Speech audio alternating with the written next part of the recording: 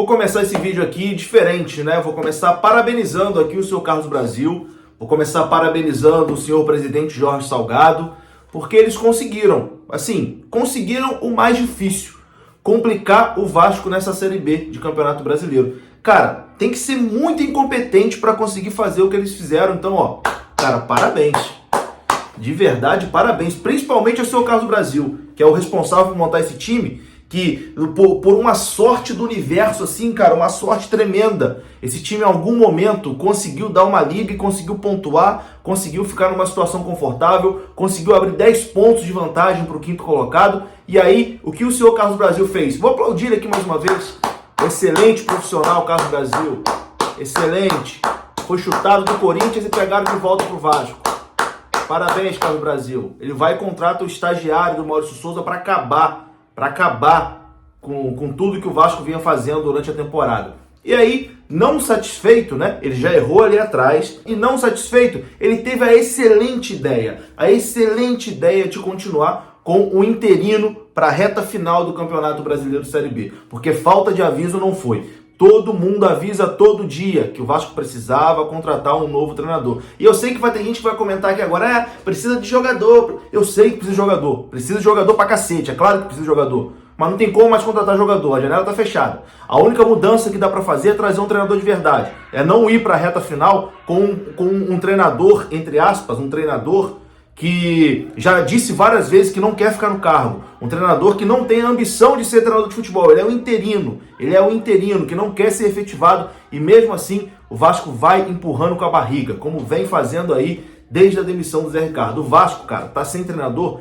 desde a 10ª rodada. Desde a 10ª rodada o Vasco tá sem treinador. Inventou o Maurício Souza e agora vai empurrando aí com a barriga o Emílio Faro. Essas duas últimas atuações contra a CSA e contra a Bahia, num clube sério, teriam mudanças, mas num clube como o Vasco, não sei, né, se vai ter mudança. Enfim, registrar aqui também, Paulo Brax já tem a sua responsabilidade, tá trabalhando aí lado a lado com o Carlos Brasil, hoje já apareceu em fotinha aí com Alex Teixeira, etc e tal, né, dando a camisa ali de 100 jogos pro Teixeira, já tá participando do dia a dia e também não se movimentou, gabaritou ali a permanência de Emílio Faro. Tem que buscar um treinador, tinha que ter buscado um treinador, né, aproveitar esses 10 dias que o Vasco teve desde o último jogo contra o CSA até esse jogo contra o Bahia, deveria ter buscado um treinador. Mas, enfim, gabaritou ali as escolhas de Carlos Brasil e também tem responsabilidade. Conseguiram aí complicar um acesso que estava muito bem encaminhado. Mas, enfim, rapidinho aqui, antes que eu me esqueça, cara, você que quer ver os melhores momentos desse jogo, e, cara, você vai ver que o Vasco não deu um chute a gol, tá? O Vasco, aliás, deu um chute a gol só aos 17 do segundo tempo, o primeiro chute do Vasco. Mas lá no OneFootball já tem os melhores momentos da partida, em alta definição. Você vai poder ver a falha clamorosa do Quinteiro, né, que fez um gol contra. O Matheus Ribeiro com a sua exibição de gala mais uma vez.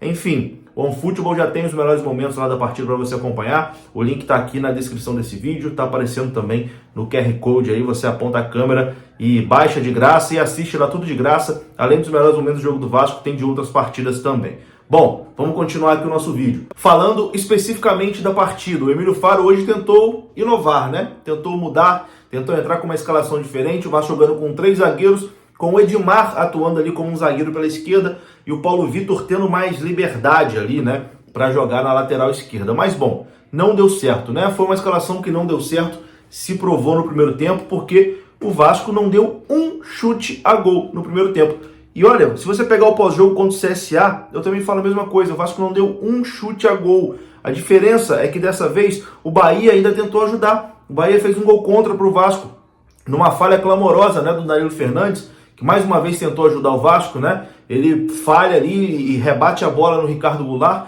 a bola bate no atacante do Bahia e entra pro gol. Então o Vasco, mesmo sem dar um chute no gol, o Vasco estava saindo do primeiro tempo vencendo por 1-0. Então, assim, não deu certo a tática escolhida pelo Emílio Faro, não deu certo a escalação escolhida pelo Emílio Faro, e o Vasco leva a virada ainda no primeiro tempo. O Bahia estava amassando o Vasco no primeiro tempo, o Vasco já não merecia estar na frente, e o Bahia conseguiu virar a partida, e assim, em 2 falhas defensivas bizarras do Vasco. Primeiro, cara, vou abrir aqui um parênteses gigantesco para falar de Matheus Ribeiro, que é um dos piores jogadores que eu já vi na história do Vasco, e eu tenho certeza que é o pior lateral que eu já vi no Vasco nos últimos 20 anos.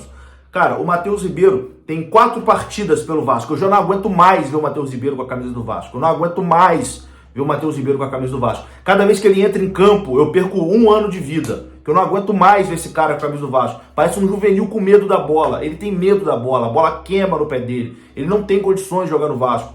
Mais uma contratação do senhor Carlos Brasil, né? Que usou a janela, agora de meio do ano, para contratar jogadores do nível de Matheus Ribeiro, né? Cara, quando ele saiu do Avaí, quando o Vasco anunciou a contratação dele, né?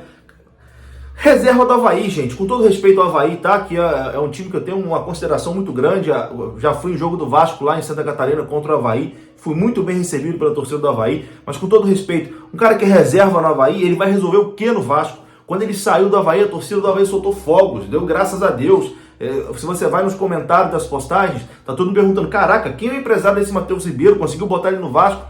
Mas enfim, o Carlos Brasil achou uma boa ideia. Trouxe o Matheus Ribeiro, que é o pior lateral que eu já vi na minha vida. Horrível, horroroso, fraquíssimo. E mais uma vez, cara, tentou de todas as formas entregar. E o primeiro gol do Bahia nasce aqui, ó, em cima do Matheus Ribeiro, que parece uma criança de 7 anos marcando. É a coisa mais fácil do mundo, né? Marcar o Matheus Ribeiro. Eu assisti o jogo pelo Sport TV e o Paulo Nunes estava ficando maluco. O Paulo Nunes estava desesperado já com a facilidade que o Bahia tinha pelo lado direito de passar pelo Matheus Ribeiro. E aí não bastasse o Matheus Ribeiro cagando tudo pela direita, cruzamento na área, a bola na mão do Thiago Rodrigues, e aí uma falha de comunicação, né, entre Thiago Rodrigues e Quinteiro. O Quinteiro vem igual um maluco dando carrinho e faz gol contra, né? Se o Bahia fez gol contra lá, o Vasco faz gol contra aqui, jogo 1-1. E aí, meu amigo, quando o Bahia faz 1-1, a gente já sabia que era questão de tempo para o Bahia virar o jogo, porque o Vasco não jogava absolutamente nada e tinha caído um gol do céu, né? Tinha achado um gol ali numa falha do Bahia, e aí era questão de tempo o Bahia virar, e isso aconteceu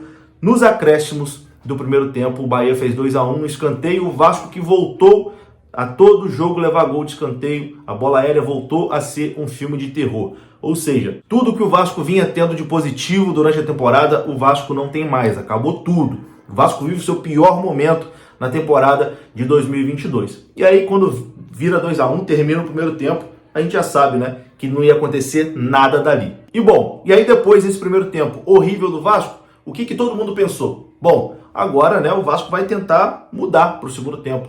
Vai voltar de uma forma diferente para o segundo tempo. E não, o senhor Emílio Faro, que, cara, assim, eu tento manter a sanidade e manter assim, um pouco de respeito com o Emílio Faro, porque ele é um cara que já disse várias vezes que não quer ficar ali. Então, assim, a culpa não é dele. A culpa é de quem ainda mantém. A culpa é de Paulo Brax e Carlos Brasil, os dois culpados, pela derrota de hoje. E pela derrota contra o CSA, os dois culpados. Mas principalmente pela de hoje. O Emílio Faro já disse várias vezes que não tem intenção de continuar. Então, assim, eu tento manter aqui um pouquinho da serenidade, porque é um cara que tá ali quebrando um galho.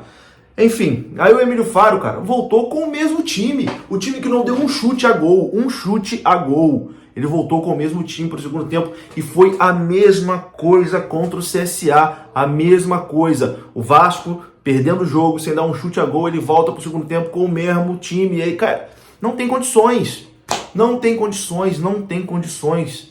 Não dá, não dá.